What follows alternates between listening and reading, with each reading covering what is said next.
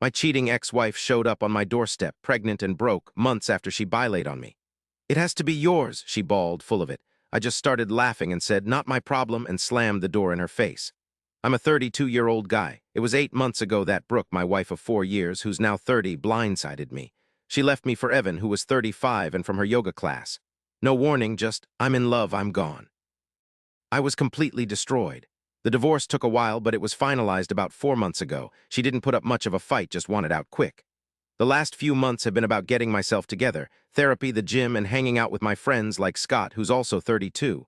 Last Tuesday night around 8 p.m., I was heating up some leftovers. Suddenly, I heard a knock. Weird. I opened the door and just froze.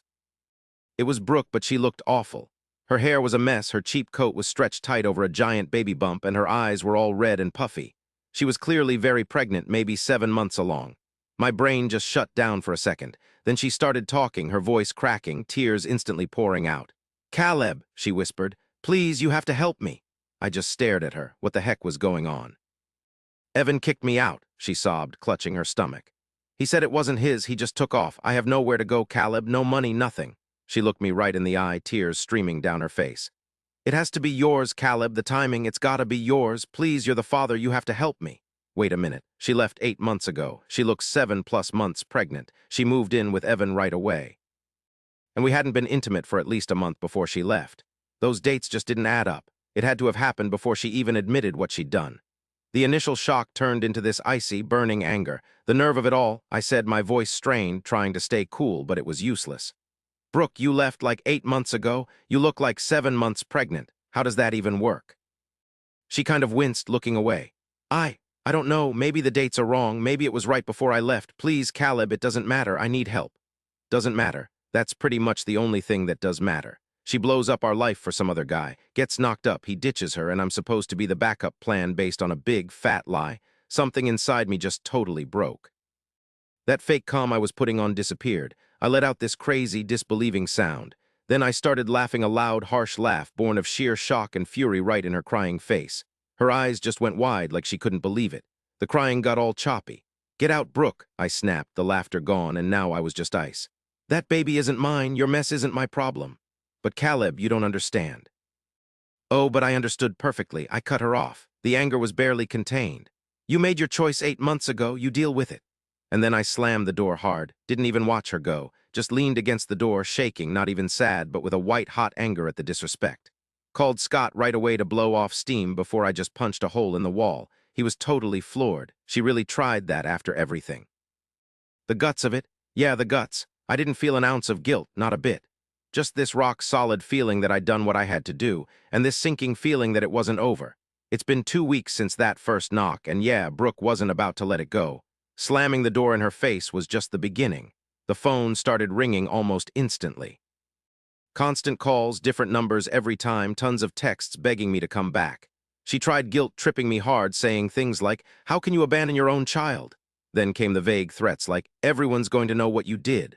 I ignored them all, blocked every number, but they just kept coming. Then her sister called. "Megan, Caleb, it's Megan." I kept it short. "Megan, what's going on?"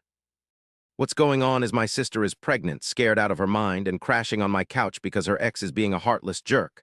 Her voice was practically screeching. "Megan, Brooke left me 8 months ago for the guy who got her pregnant. This isn't on me." "It could be yours," she shot back. "The timing works out." I was so tired of saying the same thing. "Megan, she's clearly more than 7 months along. We weren't together for over a month before she left 8 months ago. It's not mine." "So you're just hiding behind dates to get back at her," she accused. "This is about a baby, Caleb. Have some decency." "It's about facts, Megan. Evan's the father. She needs to go after him." "He's gone," she said. "I was her husband," I said. "Ex-husband, divorced, legally, over. Don't call me about this again." I hung up and blocked her number. Figured that might shut her family up. I was wrong. Saturday morning around 11, knock knock, I looked through the peephole. So there's Brooke and her mom, Lauren, who never liked me to begin with. Okay, deep breaths. I cracked the door open, chain still on, thank goodness. Lauren practically shoved her way in. "Caleb, let us in, we need to talk like adults."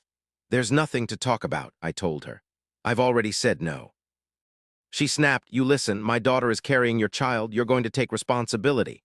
"What kind of man are you?" She practically screamed, her face hard as a rock. I was losing patience. "Ex-wife," I said. "She's carrying another man's child. I have nothing to do with it."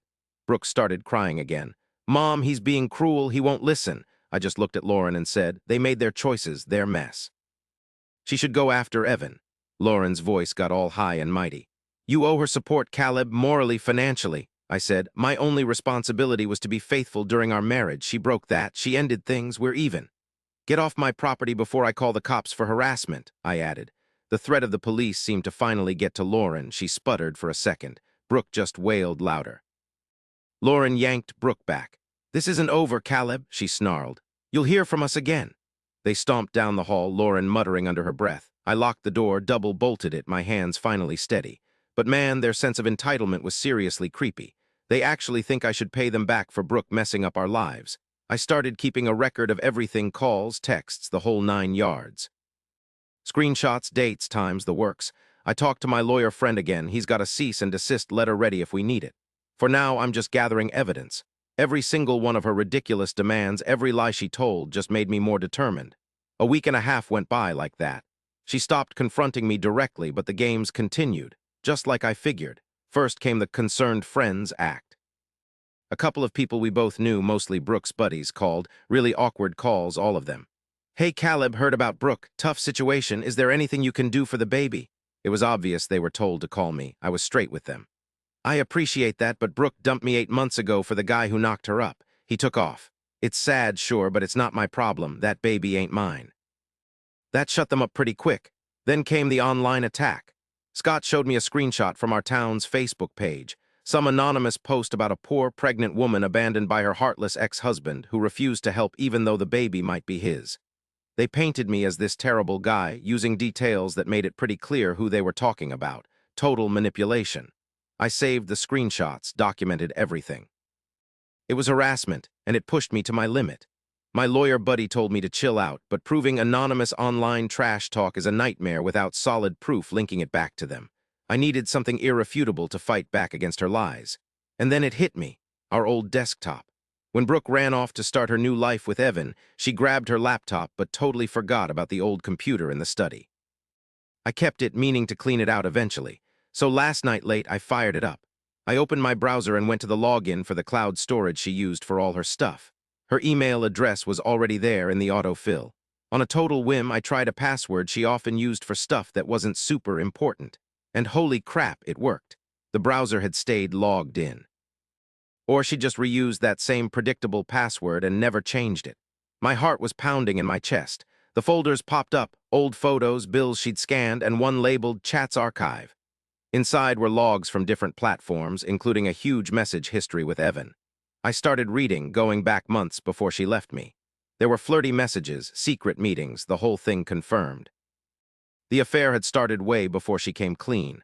The betrayal felt like it was happening all over again. It was so sickening. I scrolled forward to around the time she left me. Then after she freaked out about being pregnant, Evan was into it at first. Then he started pulling away. They were arguing, and then came the key messages. Brooke, you can't just leave me. What am I going to do? This baby is yours, Evan. Evan panicked.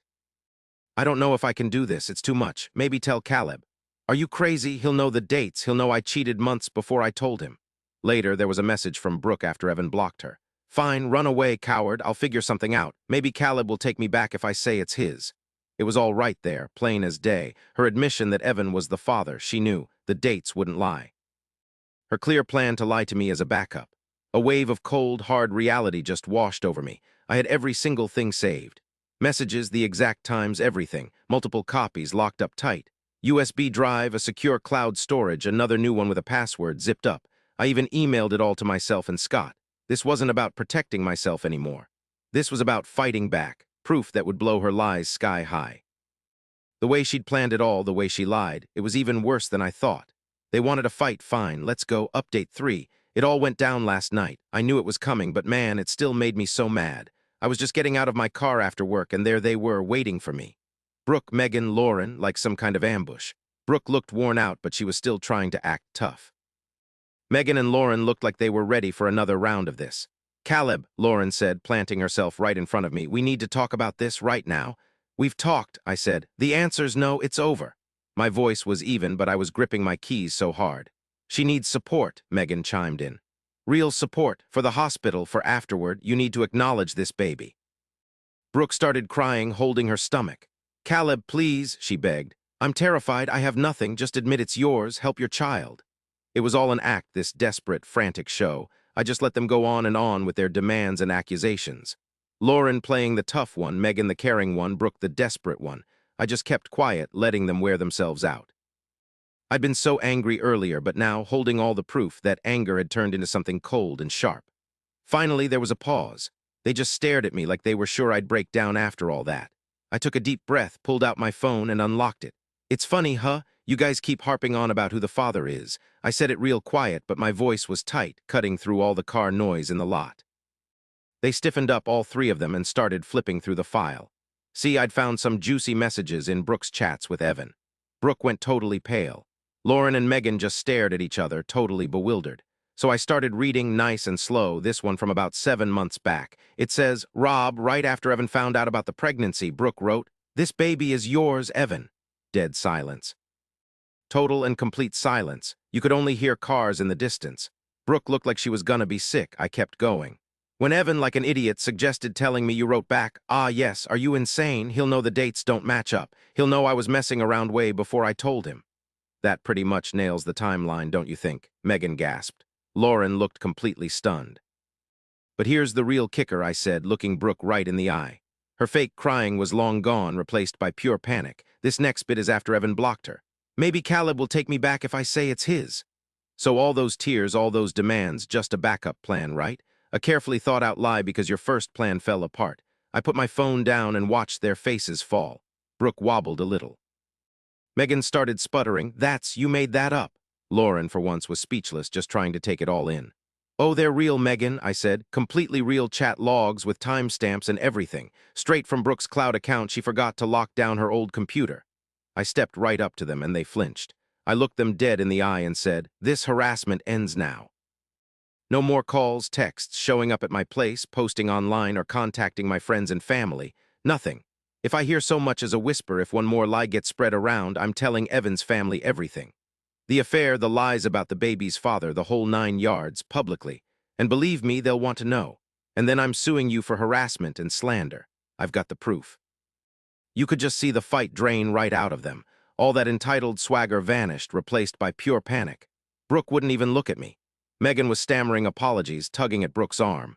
Lauren looked like she'd aged 10 years in 10 seconds. She just gave this jerky nod, grabbed Brooke, and practically dragged both of them away.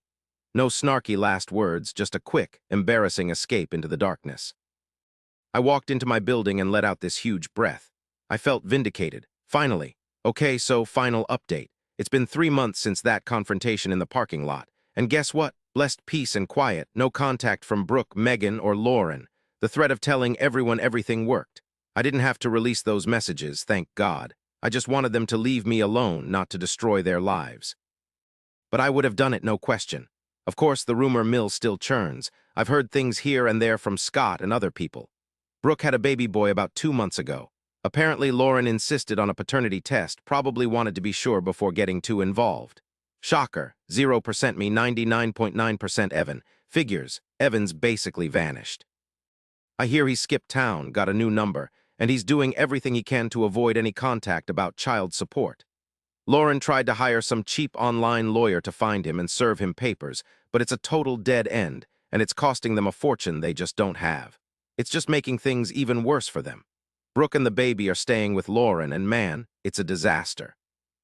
Lauren's giving them a place to stay, but she's totally over it. Now she knows the whole truth about who the father is. Brooke's still complaining all the time, but nobody really wants to hear it anymore. Megan's helping out, but things are just completely different now. That anonymous Facebook post? Poof, gone within hours of me confronting them. A few friends who'd been worried apologized awkwardly or just started avoiding me. Fine by me. So how am I doing? Honestly, I'm doing great. Better than great, even. That crazy anger I felt after everything came out, it's gone, replaced by this feeling of I don't know grim satisfaction. It wasn't about getting revenge. It was just about letting the truth explode. All those lies they built up, it all came crashing down. Brooke made her bed, sleeping around and lying. Now she's dealing with the consequences, being dumped and her backup lie falling apart. Lauren and Megan, they were all in on it, enabling her and giving her a hard time. Now they're stuck carrying the weight they tried to dump on me. Therapy's been a lifesaver. I even got a small promotion at work. And get this, Scott and I are training for a half marathon. It was mostly his plan, but it was smart. It helped keep them from messing with me after the whole mess. Change the locks too, just to be safe. Yeah, there's some leftover hurt from the marriage. Getting stabbed in the back like that messes with you. But do I regret how I reacted when Brooke showed up again? Not a chance. I stood up for myself, saved my own mind, and didn't let myself get played by her lies and fake crying. Someday I might think about dating again. Right now I'm all about putting my life back together and enjoying the quiet. I'm even considering getting that dog Scott keeps bugging me about. Well, that's pretty much it. Writing this all down feels like finally shutting the door, and it's time to actually move on.